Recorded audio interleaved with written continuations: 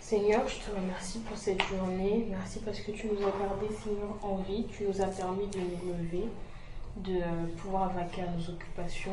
Tu nous as gardés pendant cette nuit. Pardonne-nous pour tout ce qu'on a fait, Seigneur, qui ne t'a pas plu. Je te prie pour que tu puisses nous aider, Seigneur, à comprendre ta parole et qu'elle puisse rester gravée dans nos cœurs et que nous puissions la mettre en pratique. Au nom de Jésus-Christ, Amen. Amen. Alors, qu'est-ce qu'on a vu la dernière fois? Je sais que nous sommes en train de voir la prière depuis, je ne sais pas, très longtemps. Depuis plus d'un an. Qu'est-ce qu'on a... Comment? Non mais... Oui, qu'est-ce qu'on a vu la dernière fois? Oui? La prière, partie 10. La prière? Partie 10. Oui, d'accord, ok. Et c'est quoi concrètement? Le doute. Non. Le doute? Et le doute, c'est quoi? C'est dans quelle partie de la prière? C'est est un grave obstacle à la prière. Donc nous sommes en train de voir les obstacles à la prière. À l'exaucement de la prière plutôt. Donc au début, on avait vu c'est quoi prier. Qu'est-ce que ça signifie de prier? Qu'est-ce que ça suppose? On a vu pourquoi est-ce qu'il faut prier. Est-ce que vous vous rappelez des réponses en résumé? C'est quoi la prière? Vous fermez les cahiers maintenant. Fermez les cahiers. C'est quoi la prière? C'est communiquer avec Dieu. Très bien. Dans une communication, il y a plusieurs interlocuteurs. D'accord? Deux, ça peut être deux. Alors, en tout cas, plusieurs, à partir de deux. Et dans la communication, en fait, il y a quelqu'un qui parle, un autre qui écoute. Et après, celui qui écoute parle et l'autre Écoute. Voilà. Et l'autre répond. Donc, en fait, lorsque on communique avec Dieu, lorsqu'on prie, c'est dans les deux sens. D'accord?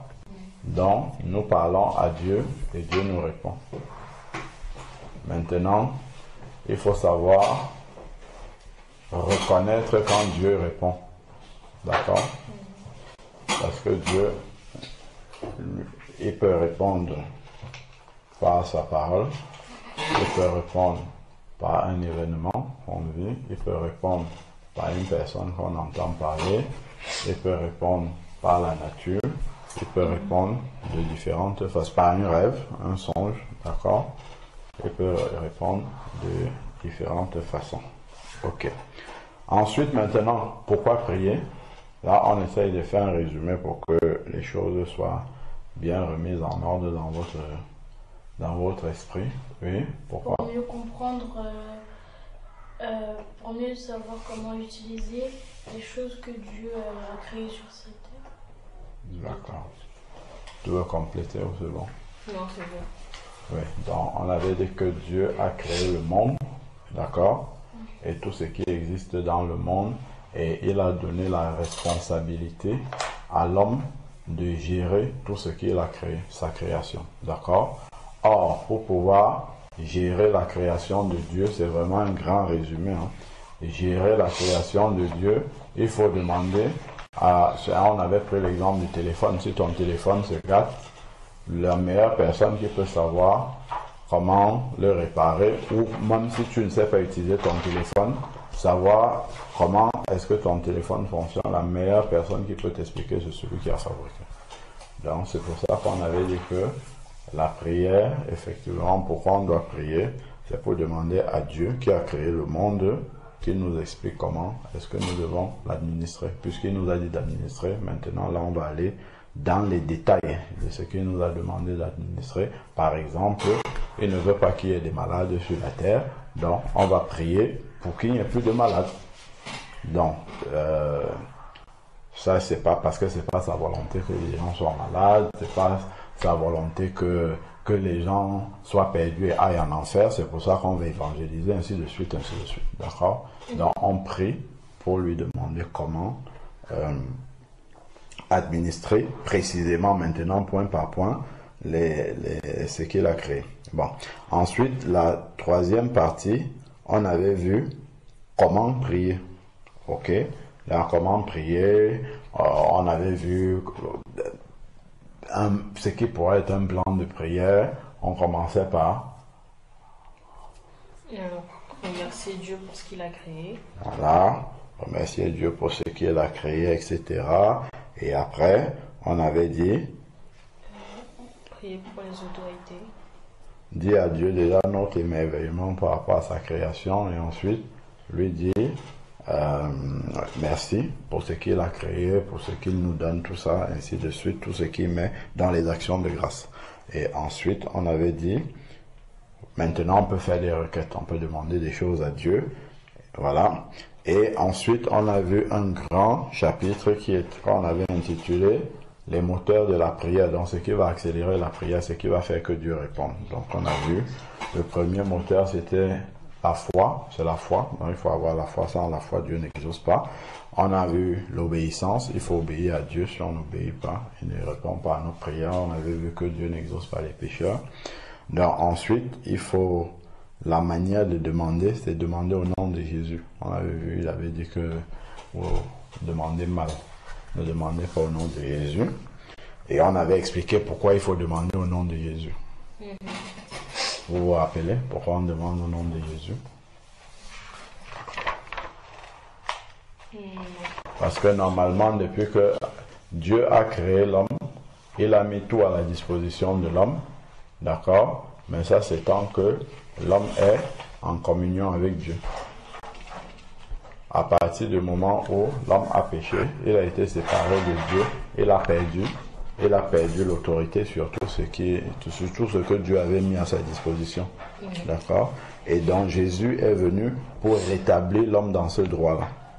Donc c'est pour ça que quand on dit au nom de Jésus, en fait ça nous rétablit dans le droit que Dieu nous avait donné initialement. Donc s'il n'y a pas Jésus, on n'a plus droit. Parce qu'on est pécheur. Donc on n'a plus comment dire, le mandat de Dieu d'utiliser ce qu'il a mis à notre disposition. Parce que Adam l'a perdu en péchant. Voilà. Donc, c'est pour ça que le nom de Jésus est important. Parce que Jésus nous a restauré ce que Adam a perdu. Voilà. Donc, c'est pour ça qu'on prie au nom de Jésus. Donc, si tu ne pries pas au nom de Jésus, c'est comme si tu mérites ce que tu demandes à Dieu. C'est comme si tu as droit, en fait. Et également, au nom de Jésus, pourquoi? Parce que tu peux demander quelque chose à ton père parce que ton père a des obligations vis-à-vis de toi, par exemple l'argent de Paul, l'argent pour aller à l'école, ainsi de suite. En tout cas, ton père a des obligations. Si tu as faim, tu demandes à ton père, il est obligé normalement de te, il ne doit pas te laisser en famine. Mais par contre, si je passe le fils du voisin, là il me voit et me demande à manger, je n'ai aucune obligation en tant que père de lui donner maintenant parce que c'est mon prochain, tout ça, ça c'est autre chose, mais je n'ai aucune obligation de lui donner. Par contre, si c'était son père obligé. D'accord? Et donc, lorsque Adam a péché, nous avons été coupés de Dieu. Donc, l'homme, quand il naît avec le péché, il n'est plus un enfant de Dieu, comme Adam l'était. Donc, Dieu n'a plus aucune obligation vis-à-vis de lui. Et Jésus est venu rétablir justement cette filiation-là avec Dieu. Donc, quand tu dis au nom de Jésus, en fait, normalement, c'est ceux qui sont les enfants de Dieu qui le disent au nom de Jésus parce que c'est par Jésus qu'on redevient enfant de Dieu. Et là, à ce moment-là, on a droit aux promesses de Dieu ou bien, on peut dire, pour les pères sur la terre, aux obligations de père. Donc Dieu se trouve obligé parce qu'il a promis. Tu vois? Donc ça devient une obligation de pouvoir nous apporter ça. Voilà. Donc c'est pour ça que si tu ne demandes pas au nom de Jésus, en fait tu n'as droit à rien du tout. Dieu n'a aucune obligation de te donner ce que tu es en train de demander. Parce que là, il va te regarder toi-même tel que tu es là. Est-ce que tu mérites de l'avoir? Non. Il va te voir avec tes péchés, il va te voir avec tout ce que tu as sur toi. Mais au nom de Jésus, et rappeler à Dieu que, ah, ce n'est pas moi que tu regardes, mais c'est Jésus, ton Fils, qui m'a rétabli dans ce que tu avais promis initialement. Bon, Wendy, j'expliquais à Raphaëla le deuxième point, le rappel, hein, là on est dans un résumé. Le deuxième point, pourquoi est-ce qu'on prie au nom de Jésus? Parce que un père a des obligations vis-à-vis de ses enfants. Par exemple, nourrir ses enfants, leur donner des vêtements, assurer leur santé, ainsi de suite. D'accord? Donc, si tu me demandes, par exemple, l'argent de bus pour aller à l'école, normalement, je suis obligé de te donner. Mais si je n'ai pas, je dois te dire que je n'ai pas, tu vois. Mais j'ai l'obligation de pouvoir répondre à ce besoin-là. Mais si le fils de voisin me voit et me demande l'argent de bus pour aller à l'école, je n'ai aucune obligation. Je ne suis pas obligé. Mais bon, après, dans un autre domaine, parce que c'est mon prochain, tout ça, je dois faire du bien. Oui, là, je peux lui donner, mais en tant que père, je n'ai aucune obligation de répondre à ce besoin-là. D'accord? Par contre, si c'est toi qui demandes, je suis obligé. D'accord? Tu peux même aller me porter plainte devant la loi si je ne réponds pas à ce besoin-là. Ok? Donc, de la même manière, en fait, quand Dieu a créé Adam et Ève, c'était des enfants de Dieu. Donc, Dieu avait des obligations vis-à-vis d'eux. Ok? De répondre à leurs besoins, ainsi de suite. Mais quand ils ont péché, ils ont été séparés de Dieu, coupés de Dieu. C'est comme si, en fait, Dieu a déchiré leur acte de naissance. D'accord? Où il a effacé son nom en tant que père. Est-ce que tu comprends? Donc, ça veut dire que, en fait, Dieu n'avait plus normalement aucune obligation vis-à-vis de. Donc, quelqu'un qui naît dans le péché, en fait, Dieu n'a aucune obligation vis-à-vis de lui.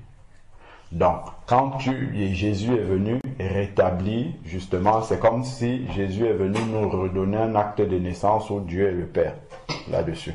Donc, quand tu dis au nom de Jésus, tu rappelles à Dieu que, en fait, j'ai l'acte de naissance, comme ton enfant. Donc, ce que je te demande, si c'est dans la volonté de Dieu, justement, donc si c'est, quand on dit si c'est dans la volonté de Dieu, si ça rentre dans les obligations de Père de Dieu, il va te le donner. En fait, c'est même une implication de la prière. Quand on dit que lorsque on demande quelque chose à Dieu selon sa volonté, si c'est selon sa volonté, ça veut dire que c'est quelque chose qui rentre dans ses obligations de Père. Donc c'est pour ça qu'il nous l'accorde. Ok? Donc, vous avez compris pour la nécessité du nom de Jésus. Et donc je disais que si tu demandes et tu ne précises pas au nom de Jésus, c'est comme si tu avais le droit de demander ça à Dieu. Mais Dieu va te regarder tel que tu es, avec tous tes péchés, avec tout ce qu'il y a sur toi là. Et il va te dire, je ne te donne pas parce que je ne te connais même pas. D'ailleurs. Ok? Alors qu'au nom de Jésus, justement, tu demandes en tant qu'enfant de ton Père. D'accord? Voilà. Donc il a cette obligation. Donc, demander au nom de Jésus. Ensuite, bon, on a vu, demander selon la volonté de Dieu. Ça fait partie des éléments qui accélèrent l'exaucement de la prière. Ensuite, maintenant, donc on avait vu des versets. Là, on a commencé la quatrième partie qui est sur les obstacles. Qu'est-ce qui empêche que la prière soit exaucée par Dieu? On peut prendre les éléments, les moteurs, et on prend les contraires. Par exemple, tu as dit, on a dit tout à l'heure, le premier moteur de l'exaucement de la prière, c'est la foi. Le contraire de la foi, c'est le doute. Ok? Donc, si tu demandes quelque chose à Dieu et que dans ton cœur, tu ne crois pas que Dieu est capable de le faire, ou alors tu ne crois pas que tu mérites cela, parce que Dieu ne donne rien par mérite, c'est Jésus qui a tout mérité. Ok? Donc, si tu ne demandes pas au nom de Jésus, entre guillemets, même si tu ne le sais pas, même si tu n'es pas conscient de ça, c'est comme si tu viens, tu demandes quelque chose à Dieu et tu dis, je mérite ce que tu me demandes là. D'accord? Donc, le doute, ça c'était le premier point, on avait lu les versets dessus. Dans les obstacles, est-ce qu'on a vu autre chose à part le doute? Oui. Quoi? On a vu Le péché, d'accord. Dans le péché, on a vu beaucoup de versets là-dessus. Dieu n'exauce pas les pécheurs, etc. Ok? Voilà. le manque de pardon. Voilà, donc ça c'est un exemple précis aussi de péché. Le manque de pardon empêche que Dieu exauce notre prière. Donc c'est pour ça que nous devons systématiquement pardonner à ceux qui nous ont offensés. Et d'ailleurs demander pardon aussi lorsque nous offensons les gens. D'accord? Il y a aussi les mauvaises motivations. Les mauvaises motivations. Donc c'est demander pour satisfaire nos propres plaisirs, nos propres convoitises. Donc quand nous demandons à Dieu des choses qui ne nous rapprochent pas de lui, des choses qui nous intéressent nous et qui, par exemple, ne vont pas participer à aider les autres à faire quelque chose qui est dans la volonté de Dieu. D'accord? Donc, en fait, c'est l'égoïsme. Ok? D'ailleurs, on avait vu le verset où il dit, vous demandez, mais vous ne recevez pas parce que vous demandez mal. Vous demandez pour satisfaire vos propres convoitises. D'accord? Donc, pour satisfaire les choses qui sont dans votre cœur et qui n'ont rien à voir avec les intérêts de Dieu. Ok? Donc, ça bloque la prière. Ensuite, on a vu autre chose ou c'est là qu'on s'est arrêté?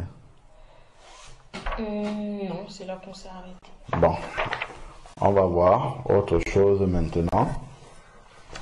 Donc, autre obstacle à la prière, c'est lorsque nous demandons des choses à Dieu pour impressionner les autres. Seigneur Dieu, fais que je puisse marcher sur l'eau pour que les autres voient que je suis puissant. D'accord? Donc, pour impressionner les autres.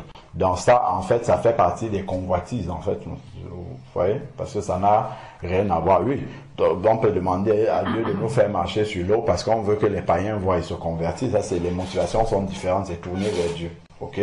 Ce n'est pas tourner vers notre propre gloire. Donc, pour impressionner les autres, vous notez, et on va voir un verset précis, comme les pharisiens. Les pharisiens faisaient de belles prières, longues prières, avec des mots bien choisis, pour montrer aux autres qu'ils savent bien prier. Parce que, en fait, lorsque tu pries, Dieu, ce qui l'intéresse surtout, ce n'est pas ce que tu dis. Parce que ce que tu dis, c'est déjà.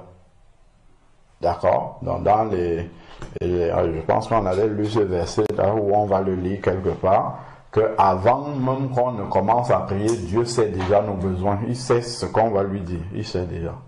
Donc, ce n'est pas ce qu'on va lui dire qui importe, mais on avait dit que c'est Les motivations de notre cœur. Voilà. C'est ça qu'il regarde. Avec quelle motivation est-ce qu'on vient demander ça? Quel est l'état de notre cœur qui vient lui demander quelque chose? Et surtout là que Dieu va regarder.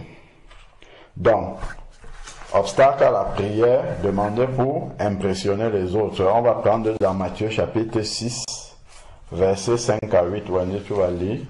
Matthieu chapitre 6, versets 5 à 8. Matthieu 6, verset 5 à 8, c'est ça? Oui.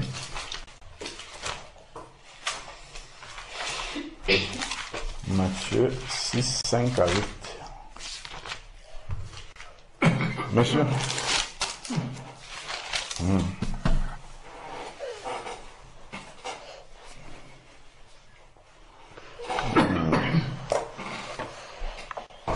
Dans Matthieu chapitre 6, verset 5 à 8. Lorsque vous priez, Doucement. La parole de Dieu, il faut toujours la lire lentement pour pouvoir, parce qu'on médite en même temps. C'est pas juste un truc qu'on lit comme ça. On lit pour comprendre le sens des mots. C'est même pas simplement le sens des phrases, c'est vraiment les mots. Donc si tu lis comme ça, comme une histoire banale, tu ne vas rien comprendre et ne pas recevoir ce qui est expliqué. Oui. Lorsque vous priez, ne soyez pas comme les hypocrites qui aiment à prier debout dans les synagogues. Voilà, arrête-toi déjà là. Là, il y a déjà un premier obstacle même qui est donné dans la phrase, c'est quoi? Ne soyez pas pas comme les hypocrites. Hypocrite, voilà. Donc, si on est un hypocrite, en fait, c'est un obstacle à la prière. Hypocrite, en fait, c'est ce qui va sortir de sa bouche n'est pas ce qu'il pense dans son cœur. Ok? Voilà, ça c'est l'hypocrisie. Donc, c'est un sous-obstacle au premier. Attends. Dans l'hypocrisie, vous pouvez mettre 2 points. C'est lorsqu'il y a une différence entre ce que nous prononçons de nos lèvres et ce qui est dans nos cœurs. Ok? Lorsqu'il y a une différence entre ce que nous prononçons de nos lèvres et ce que nous pensons dans nos cœurs. Voilà. Donc ça fait l'hypocrisie. Donc du coup, c'est un obstacle à la prière. Donc on a dit que hypocrite, ça veut dire quoi? C'est lorsqu'il y a une différence entre ce que nous prononçons de nos lèvres et ce qui est dans nos cœurs. D'accord. Donc, Wendy relit dans Matthieu chapitre 6 du verset 5 au verset 8.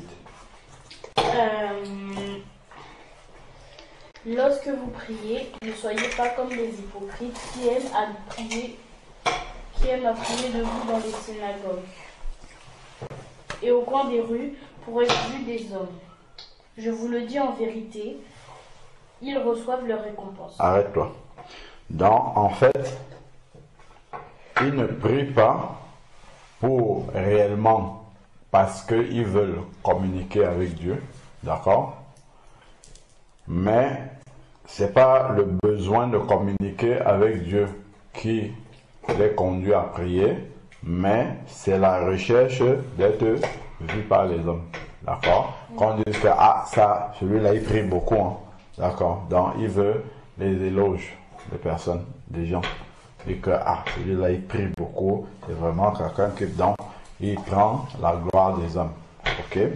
Donc ça fait de l'hypocrisie, en fait, parce que normalement, quand tu pries, ton cœur est tourné vers Dieu et non pas vers les hommes. Oui, voilà.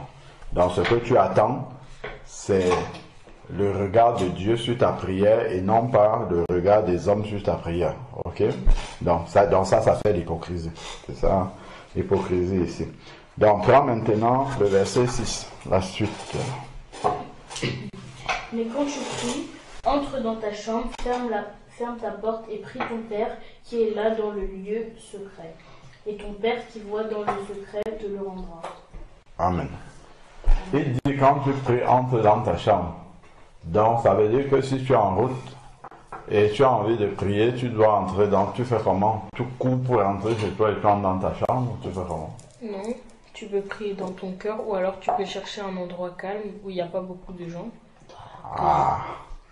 Dans l'image, dans entrer dans sa chambre, en fait, c'est une image. Ok? C'est pas au sens propre qu'il faut forcément aller entrer dans une chambre. En fait, c'est quand tu entres dans une chambre, ça veut dire que tu te sépares des gens. Donc, au lieu d'être vu par les gens, tu te caches des gens.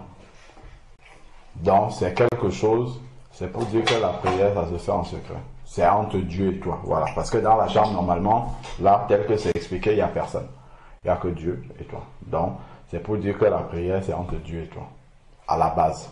Alors après, bien sûr, il y a les prières d'intercession, où on est plusieurs, où on prie tous ensemble. Mais en fait, pour Dieu, comme nous ne sommes que un, en fait, c'est comme si c'est entre Dieu et une personne. Voilà. Donc, la prière doit être secrète entre Dieu et nous. C'est ça qu'il veut dire. Et ça évite l'hypocrisie. D'accord? D'être vu des hommes, d'être même entendu par les hommes, d'être même apprécié par les hommes, ainsi de suite. Voilà. Donc, on avait dit, pour impressionner les autres, dans les pharisiens là, vous avez vu, ils font les choses pour qu'on les voit, pour qu'on on apprécie leur piété, voilà, pour qu'on chante les louanges de leur piété, alors qu'en réalité, ils le font juste quand il y a les gens, quand les gens ne les voient pas. Dieu, voilà. D'accord? Bon, alors, donc, pour impressionner les autres, ça c'est un obstacle à la prière. L'hypocrisie, c'est un obstacle à la prière, à l'exaucement de la prière. Ok? Et pour impressionner les autres, pour satisfaire ses propres passions. Est-ce que ça, on n'a pas dit déjà? Si. Pour satisfaire ses propres passions. Donc, le doute, c'est la même chose que le manque de foi. D'accord. Ensuite, on va prendre...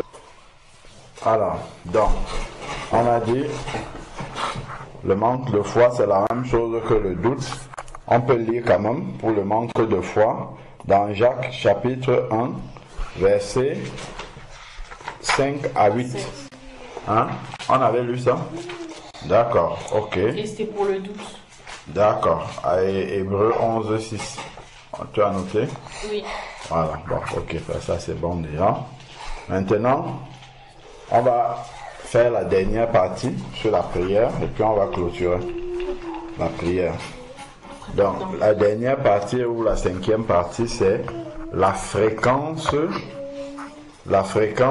et lieu de prière. Où est-ce qu'on doit prier et à quelle fréquence? Ok? Est-ce que la Bible nous parle d'une fréquence à laquelle on doit prier? Est-ce qu'on doit faire les 5 prières comme les musulmans et puis c'est bon? Ou est-ce qu'on doit faire une seule prière, 2 prières, 3 prières? Est-ce qu'on doit prier seulement lundi? Est-ce qu'on doit prier seulement dimanche? D'accord? En tout temps. On va voir ce que la parole de Dieu nous dit. Donc, quand devons-nous prier? Prenons Luc chapitre 18 verset 1. Là c'est Raphaël qui dit. Luc. Donc on était à Matthieu, vous passez Marc et après on va prendre Luc. Luc chapitre 18 verset 1. Luc 18 1. C'est bon? Non. Luc 18 1 c'est bon pour moi. C'est bon pour moi. Jésus leur adressa une parabole pour montrer qu'il faut toujours prier et ne point se relâcher.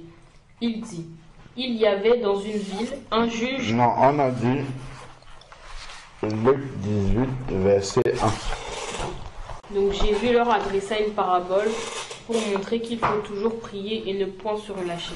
Voilà. Toujours prier et ne point se relâcher, c'est prier jusqu'à l'exaucement. Ok?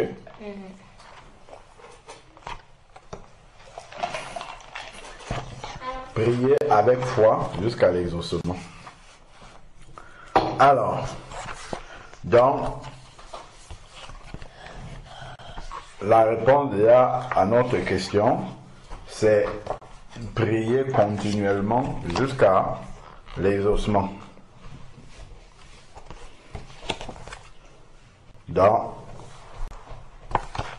on va voir s'il y a ailleurs une fréquence. Luc toujours, chapitre 21, verset 36. Luc 21, 36. Par contre, Luc 21, verset 36.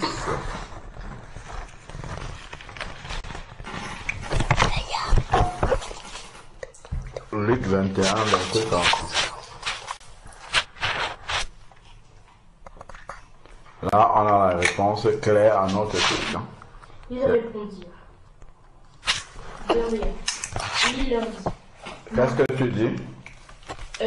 Luc 22, 36. 21. 21, 36. Veillez donc et priez en tout temps, afin que vous ayez la force d'échapper à toutes ces choses qui arriveront et de paraître debout devant le Fils de l'homme. Donc, priez en... Continue. Ce qui est écrit, qu'est-ce qui est écrit littéralement? Prier En tout temps. Voilà, c'est ça la fréquence. Dans la fréquence de nos prières, c'est en...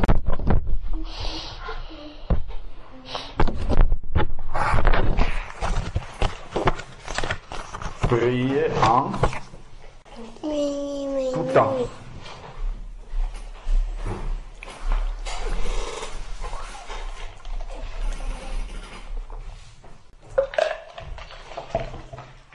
Comment le prier en tout temps là va se manifester? Est-ce que ça veut dire que constamment je dois être Seigneur, hein? Seigneur, hein? Est-ce que c'est ça forcément prier en tout temps? Non. C'est que en fait, en permanence, nous sommes en communication avec Dieu. J'ai fait quelque chose de ma pardon, Seigneur, j'ai déjà prié. S'il te plaît, Seigneur, aide-moi à trouver mon exercice. Je suis en train de prier en fait, mais je ne suis pas dans un moment de prière comme voilà. Donc, c'est-à-dire que, en fait, c'est que quand il dit prier en tout temps, c'est être en permanence avec Dieu. C'est-à-dire que Dieu, ça doit être pour toi comme un ami qui est avec toi à tout moment. Dans toutes circonstances, en fait, tu es en train de parler avec lui. C'est ça que ça veut dire prier en tout temps. Donc, ayons toujours Dieu, parce que déjà, il est en esprit dans notre cœur, mais il faut qu'on en soit conscient maintenant pratiquement. Que ça ne soit pas juste une théorie que Dieu est dans notre cœur et on lui parle que le dimanche ou bien le soir quand on dort, ou bien non. On doit être conscient qu'on est avec lui à tout moment. Donc, en toutes circonstances, on fait appel à lui, on lui parle, on lui dit, on parle avec lui comme quelqu'un qui est avec nous là tout le temps. Voilà, c'est ça, prier en tout temps. Ok? Est-ce que vous avez compris? Bien. Donc, on n'attend pas le soir pour se repentir. Si on avait fait quelque chose le matin à 6 heures, c'est instantané. Parce que c'est un peu comme si tu as un ami, Joshua, qui ne te quitte pas, tu vas aux toilettes, il est avec toi, tu vas à gauche, il est avec toi, ainsi de suite. Tu le piétines comme ça là, le matin à 6 heures, quand tu te lèves de ton lit, comme il est là avec toi, tu le piétines en tombant de ton lit, tu laisses. Et le soir, avant de dormir, tu dis, bon, hey, Joshua, tu avais piétiné le matin, pardonne-moi pour ce que je t'ai fait ce matin. Tu vois un peu ce que ça fait. Voilà, ça veut dire que en fait, c'est parce qu'on n'est pas conscient que Dieu est là, qu'on est avec lui tous les jours. Donc ça veut dire que instantanément, s'il y a quelque chose que tu as fait qui est hors de sa volonté, pardon Seigneur, et puis tu passes, tu avances. Voilà. Donc, priez en tout temps. Monsieur, viens ici. Viens. Voilà. Tu viens donner la parole de Dieu ici avec moi. Donc, prier en tout temps, c'est ça, c'est être conscient. Notez, hein, prier, la fréquence, c'est prier en tout temps. Donc, prier en tout temps, il faut comprendre bien le sens de ce que ça veut dire.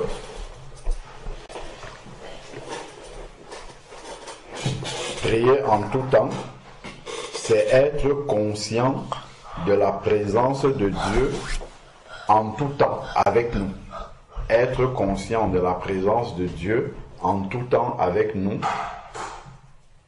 Et donc, nous adresser pratiquement en permanence. Quand on te dit quelque chose, tu dis plaise à Dieu. Ça veut dire que tu es conscient, en fait, que ça dépend de Dieu.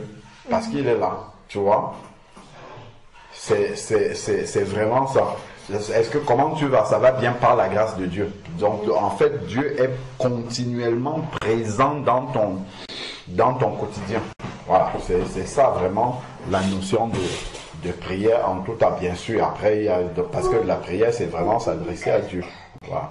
Donc, c'est pas seulement quand tu as réuni tous les éléments, tu te mets à part, tu fermes les yeux, tout ça. Ce n'est pas seulement ça la prière, ça en fait partie.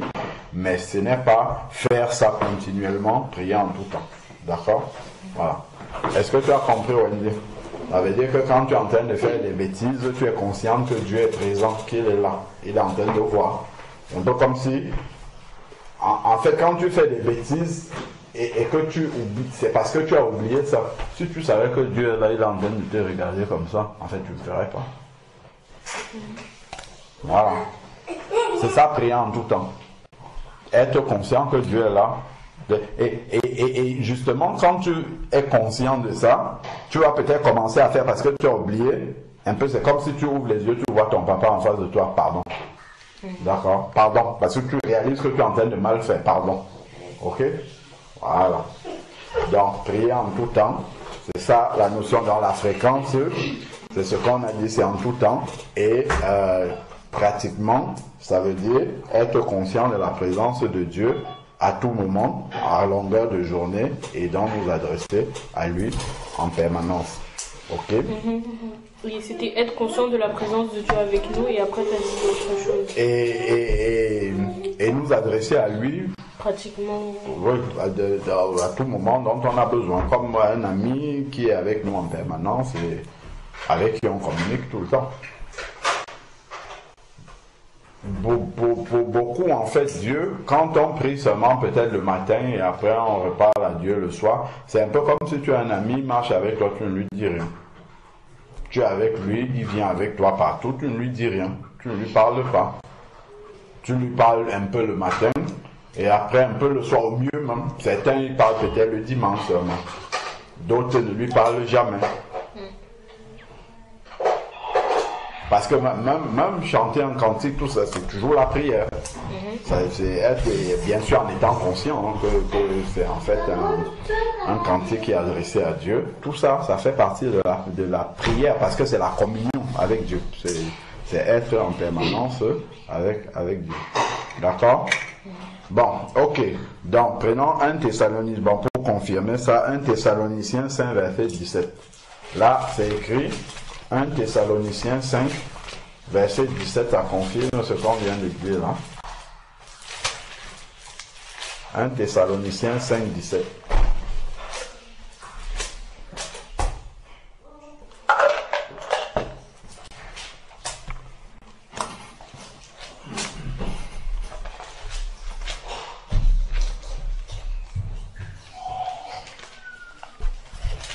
Thessaloniciens 5, verset 17.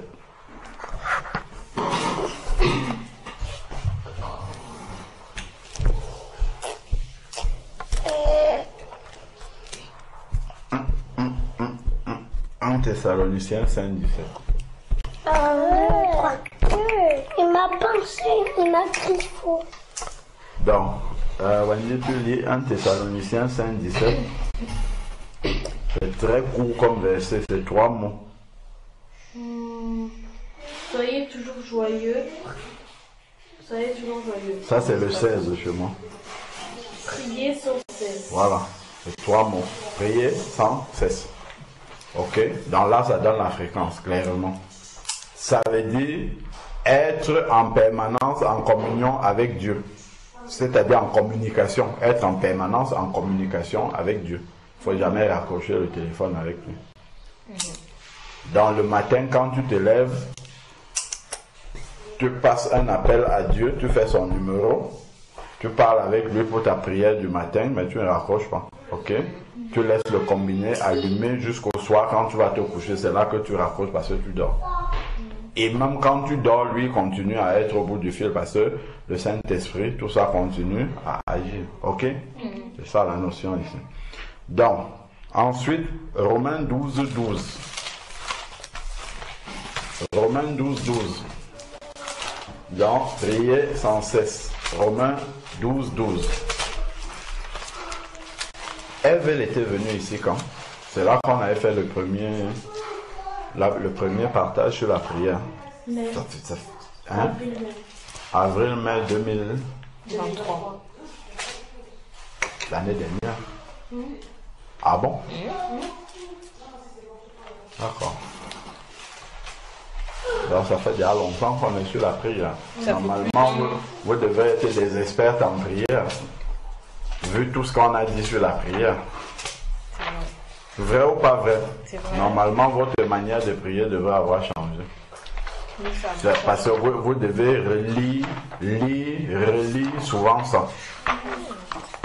Et appliquer, bien sûr. Si vous lisez, vous relisez, vous lisez les versets, vous allez commencer à appliquer et après ça deviendra ça deviendra normal pour vous. Ça entrera dans votre manière de prier normale. Ok? Voilà. Donc ce n'est pas pour orner les cahiers. Donc Romains 12, verset 12. Ça donne quoi? Ça dit quoi? Romains 12, 12, Raphaël.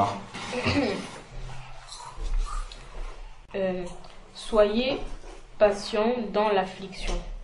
Persévérez dans la prière. D'accord. Soyez patient. Persévérer dans la prière. Persévérer, ça veut dire quoi? Oui. Ça veut dire ne pas abandonner. Voilà. Donc, ça fait partie également de la fréquence. Donc, prier sans abandonner, sans s'arrêter, tant que, donc il faut continuer à être en communication avec Dieu. Continuer à être en communication sans jamais s'arrêter. Tout ça, persévérer. Mais bien sûr qu'il va y avoir des choses pour nous faire oublier en fait que notre téléphone est décroché avec Dieu, qu'on n'a pas raccroché. Beaucoup de choses vont nous faire oublier. C'est un peu comme si tu appelais quelqu'un, tu es là au bout du fil, et puis il y a autre chose que tu dois aller faire rapidement. Tu lui dis j'arrive, tu pars, et finalement tu oublies que tu as laissé quelqu'un au téléphone. C'est en fait ça, la distraction. C'est ce que le diable essaye de faire. Il essaye de nous faire oublier que en fait Dieu est présent, il est là avec nous. D'accord? Et qu'on peut lui parler, et qu'on doit même lui parler à tout moment. Donc c'est comme un ami qui est là avec toi, tu pars partout, il est là, mais le diable te fait oublier que cet ami est là avec toi, et tu vis, et tu fais les choses comme s'il n'était pas là. Voilà. Donc, il faut persévérer dans la prière, ne pas abandonner, ça veut dire qu'il y a des obstacles qui viennent pour nous faire abandonner la prière. Ok? Il y a des comment dire, le diable fait tout pour nous amener à oublier, à abandonner, à être découragé, à penser qu'on en a suffisamment fait, ainsi de suite, ainsi de suite. Donc il va tout faire pour que nous arrêtions de prier. Donc on prie pour un malade, tant qu'il n'est pas guéri, on prie toujours. Mais le diable va nous faire croire que bon, le malade il va jamais guérir, il faut laisser tomber. Okay? Ça en fait partie. Donc alors, dans ça c'est Romains 12, 12, Colossiens 4, 2. Colossiens 4, verset 2. Colossiens 4, 2.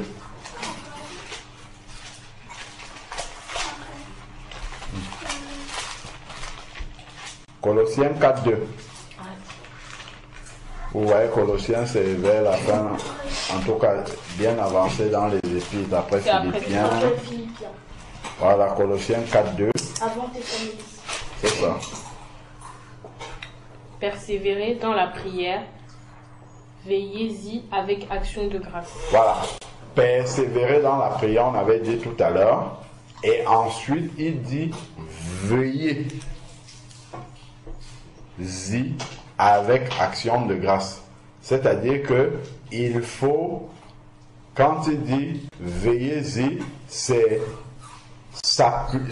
rester réveillé par rapport à ça. D'accord? Ne pas s'endormir par rapport à la prière. Est-ce que vous avez compris? Oui. Madame, toi qui es distrait, tu fais autre chose pendant qu'on est en train de parler là. Je dis rester réveillé, c'est ça, veiller à quelque chose, c'est rester réveillé, vigilant, voilà, rester vigilant de ne pas abandonner. Tu as dit persévérer, c'est ne pas rester vigilant, ne pas, parce qu'on peut même avoir abandonné n'étant même pas conscient qu'on a abandonné. Et ça, c'est le diable qui nous aide à tout ça. Hein. Parfois, tu vas te lever le matin, tu n'as même pas prié, tu oublies même dans la journée que tu n'avais même pas prié le matin. Parce que tellement de choses viennent solliciter ta pensée que tu oublies carrément cela. Tu peux avoir traversé des difficultés, tu es tellement dans la réflexion de comment résoudre ces difficultés-là, tu oublies en fait que tu peux demander juste à Dieu, il va régler ce que tu as. Et tout ça, le diable, il t'aide à oublier. Il va t'aider à oublier en t'orientant vers d'autres solutions ou en te montrant combien c'est tellement difficile, mais en essayant d'occulter le plus possible. Ou même les gens qui sont autour de toi vont parler de beaucoup de choses qui vont t'amener à chercher la solution ailleurs. Donc tu ne vas même pas penser que en fait, ce qui est là devant moi, je peux juste prier et confier ça à Dieu. Voilà, donc ça fait partie des obstacles qui viennent nous faire oublier cela et qui peuvent venir rompre la fréquence que le Seigneur demande pour la prière. Ok? Donc, veiller, c'est surveiller, c'est rester éveillé par rapport à quelque chose, c'est faire attention que ça soit fait. C'est ça, veiller sur quelque chose. Ok? Voilà. Donc, il dit veiller avec action de grâce. C'est-à-dire que on prie et on vérifie si c'est exaucé. Et quand c'est exaucé, on dit merci au Seigneur ou même on dit déjà merci par la foi d'avance. Ok? Donc, ça suppose que il doit avoir dans nos cœurs la reconnaissance. Ok? Reconnaissance au Seigneur pour ce qu'il a fait. Ok? Donc, ça doit être constant dans nos prières, l'action de grâce. Merci à Dieu, c'est bien de demander des choses, mais si on ne dit jamais merci pour ce qu'il nous a déjà donné, c'est ingrat. Ok? Vous avez aimé avoir des petits frères ingrats, par exemple? Donc, vous lui donnez des choses, il ne dit jamais merci, ainsi de suite. Ok? Imaginez alors si vous êtes le parent, votre enfant ne vous dit jamais merci. Est-ce que ça va vous réjouir de lui donner des choses? Bon, voilà. Alors, dans Colossiens 4.2, 1 Pierre 4.7. Dans 1 Pierre, on s'approche déjà de l'Apocalypse. 1 Pierre, chapitre 4, verset 7. On va bientôt finir, il nous reste un verset, après on aura fini sur la prière. Donc on a fait presque 1 an sur la prière. Plus. Ok. Alors, parce que la prière, c'est la respiration du chrétien, comme on dit. Donc si on ne sait pas prier, on ne sait pas pourquoi, on ne sait pas, donc c'est vraiment la base de la vie chrétienne, la prière. Donc on doit vraiment connaître tous les contours en ce qui concerne la prière. Il y a aussi Au moins les fondements, les bases. De là, c'est un aperçu, mais il faut le connaître bien. Il faut savoir pourquoi on le fait. Qu'est-ce qu'on encourt si on ne le fait pas? Tout ça là, c'est pour qu'on soit bien conscient de la place de la prière dans nos vies. Oui. Il y a aussi un verset dans la Bible qui dit que le Saint-Esprit, lorsqu'on prie, des fois on ne sait pas quoi dire à Dieu et juste le fait de soupirer, le Saint-Esprit il comprend ce qu'on dit et il peut exaucer nos prières. Donc on a dit 1 Pierre chapitre 4 verset 7. D'accord. 1 Pierre 4, 7. La fin de toute chose est proche. Soyez donc sages et sobres pour vaquer à la prière. Soyez donc Sages et sobres. Sages et sobres pour pouvoir vaquer à la prière. Donc, si je ne suis pas sage, je vais passer le temps à jouer, je vais oublier qu'il faut prier. Jouer, c'est entre guillemets, je vais passer le temps dans les choses, dans la distraction et oublier qu'il faut prier, alors que la fin de toute chose est proche. La mort peut frapper à ma porte, le Seigneur Jésus peut revenir, ou bien une difficulté peut survenir. Si je ne suis pas dans la prière, je vais être totalement ébranlé, ainsi de suite. Ok? Donc la fin de toute chose est proche. Sauf maintenant, si je mange beaucoup, j'aurai du mal à prier. Si je bois beaucoup, je n'aurai même plus penser à la prière. Si je suis distrait par autre chose, ainsi de suite. D'accord? Sauf donc rester centré. C'est ça qui va nous aider à veiller. Parce que pour veiller sur quelque chose, il faut que j'ai la lucidité pour pouvoir le faire. Si je suis occupé par autre chose, je ne vais pas veiller. Je ne vais pas veiller à ce qu'on m'a dit de veiller. Parce que si on me dit par exemple, veille sur ce casque-là, si moi je suis en train de le regarder là-bas, quelqu'un peut venir prendre le casque d'une telle pas, donc je n'ai pas veillé dessus parce que je suis distrait par autre chose. Voilà, donc il faut être sobre et sensé. Chez moi, c'est même écrit sensé et sobre. D'accord? En vue de la prière, chez moi, c'est écrit. Bon. Donc, là, on a fini sur la fréquence de la prière. le lieu maintenant. Où est-ce qu'on doit prier? On a dit dans sa chambre, c'est ça? Voilà, mais ce n'est pas physiquement. Ok. Donc, prenons 1 Timothée 2,8 et on va se terminer là. Terminer là pour aujourd'hui, terminer là pour la prière. Et là, c'est sur le lieu. Où est-ce qu'on doit prier? C'est écrit dans 1 Timothée 2,8. C'est avant Hébreu. C'est juste avant Hébreu, si je ne me trompe pas. Non, c'est avant. Ah ouais, bah, c'est après Thessaloniciens. Et avant. Attends, qu'est-ce qu'on dit? Oui, c'est après Thessaloniciens, c'est ça. 1 Timothée chapitre 2, verset 8. Je veux donc que les hommes prient en tout lieu, en élevant des mains pures, sans colère ni mauvaise pensée. Donc, où est-ce qu'on doit prier? En tout lieu. Voilà, voilà la réponse. Donc, si on veut chercher l'endroit physique, c'est en tout lieu. Si on veut chercher l'endroit spirituellement, c'est dans sa chambre. C'est-à-dire dans l'intimité avec Dieu. On peut être là physiquement avec les gens, mais on est coupé en fait dans notre cœur, on est dans l'intimité avec Dieu. D'accord? Donc, voilà.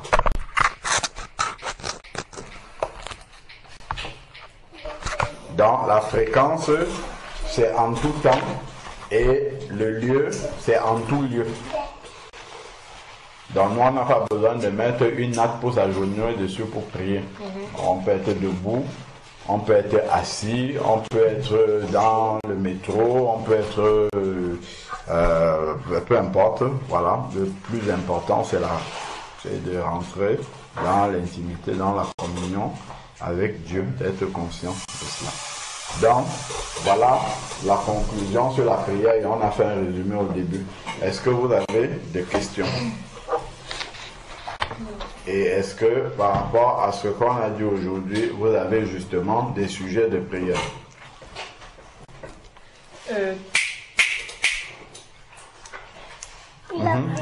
Que Dieu nous aide à ne pas oublier qu'il est constamment là avec nous. Voilà, donc ça, ce que tu demandes là, c'est une prière que tu dois faire régulièrement. Pourquoi? Parce qu'il va t'aider maintenant, mais le diable va aller se préparer aussi et il va venir faire quelque chose. Donc, ça va marcher maintenant, il va être empêché, mais demain il va encore revenir. Il va encore revenir peut-être la minute d'après, et ainsi de suite. On le voit dans Matthieu chapitre 4, quand Jésus s'est retiré dans le désert pour prier, le diable est venu le trouver. Et le diable a essayé de le détourner, justement, de détourner son attention de la prière qu'il était en train de faire, en lui proposant de changer les pains, les pierres en pain. Donc Jésus lui a cité une parole. Il a transporté Jésus sur le haut du temple et lui dit: jette-toi ici, pour vous démontrer la puissance, justement. Donc il n'a pas abandonné. Il est revenu une autre fois, il est revenu encore une troisième fois, il a encore demandé autre chose à Jésus. On voit qu'il revient. Le diable revient après Jésus, lui a dit: retire-toi maintenant. Et la Bible dit qu'il s'est retiré jusqu'à une autre occasion favorable. Donc dès que tu ne vas pas veiller, il revient encore. Ok? Donc, tout ce qu'on a dit, il faut bien tenir compte du fait que le diable est là pour aider à ce que les choses ne se passent pas comme nous souhaitons. Donc, effectivement, il faut demander à Dieu de ne pas oublier, mais il faut constamment lui demander. Il faut y veiller. Ok?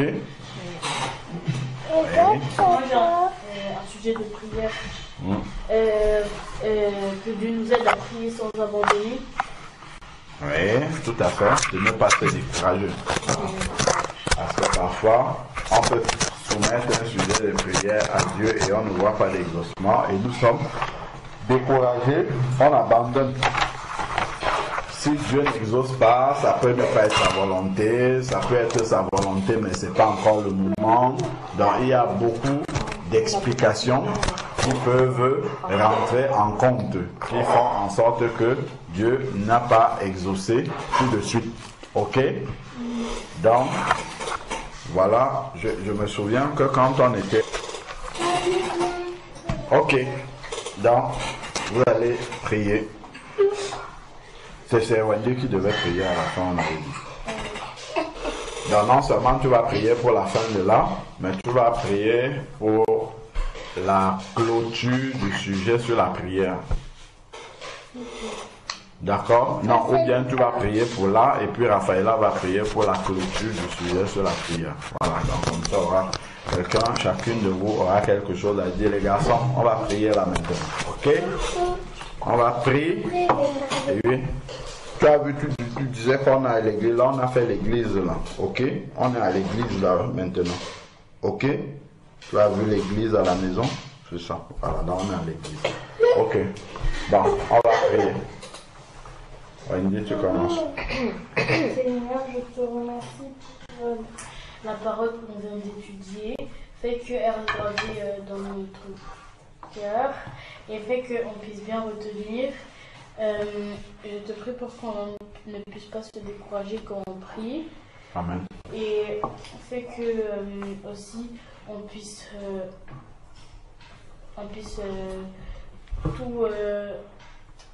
tout comprendre, donc depuis ce qu'on avait fait depuis le début, et fait qu'on puisse mettre tout en pratique et que notre manière de prier puisse changer à ta volonté, et fait que on puisse ne pas avoir